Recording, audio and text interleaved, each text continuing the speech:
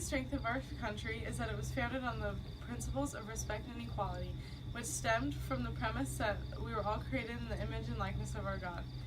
It is clear that as we have departed from these principles, behaviors and attitudes have diminished, as reflected in the civility of individuals towards family and society at large.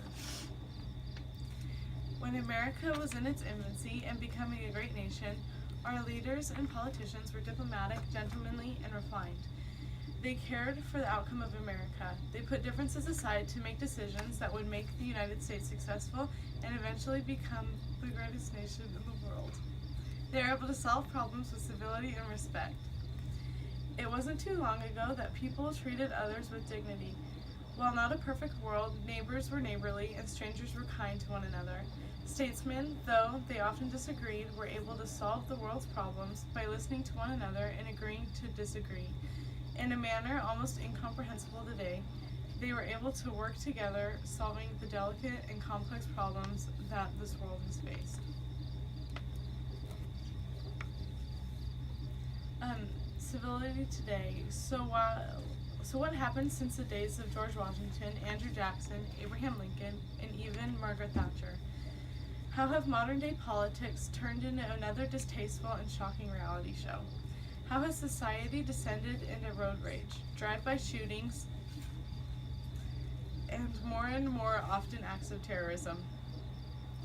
I have chosen two factors that have contributed to our nation's descent into incivility. The first being technology. Technology has granted easy access into our world today. Our TV screens are filled with superficial, narcissistic characters that display pettiness and discourage civility. Social media has also been a factor that has dramatically changed civility in the United States.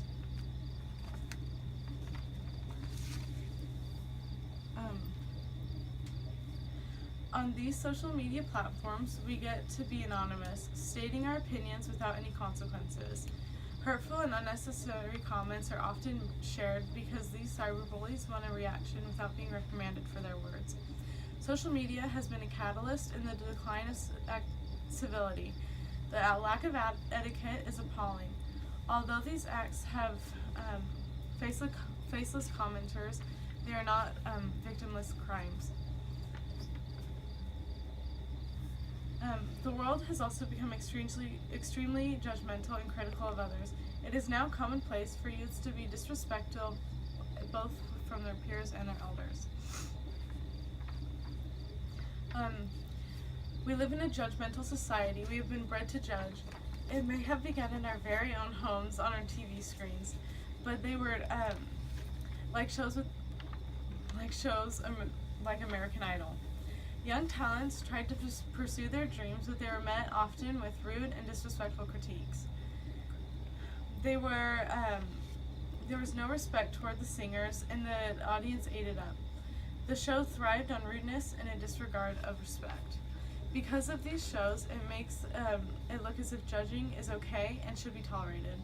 Our world has become as judgmental as Simon Cowell.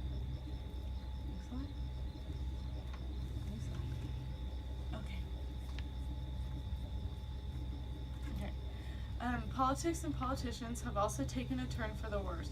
Political discourse between candidates has increased greatly since the conception of the United States.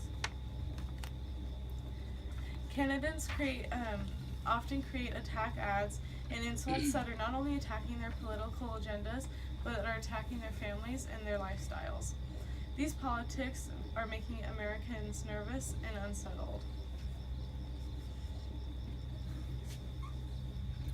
Today, the presidential debates have become a reality TV show in and of themselves. These people are running to become our next great leaders, and they can't put their differences aside to help with the main goal, which should be to help make America great again. Our country is in a very critical time. We are on the precipice of losing our constitutional rights. And yet, when you listen to the presidential debates, it's more than disappointing. It's disheartening. The deep-rooted incivility in America needs to change. Civility begins with one person. Parents should teach their children at a young age to be respectful and civil to each others. Tiny acts of civility, like letting someone merge in front of you, opening the door for others, and in listening with real intent, will help America be the country it once was. Done. Good job.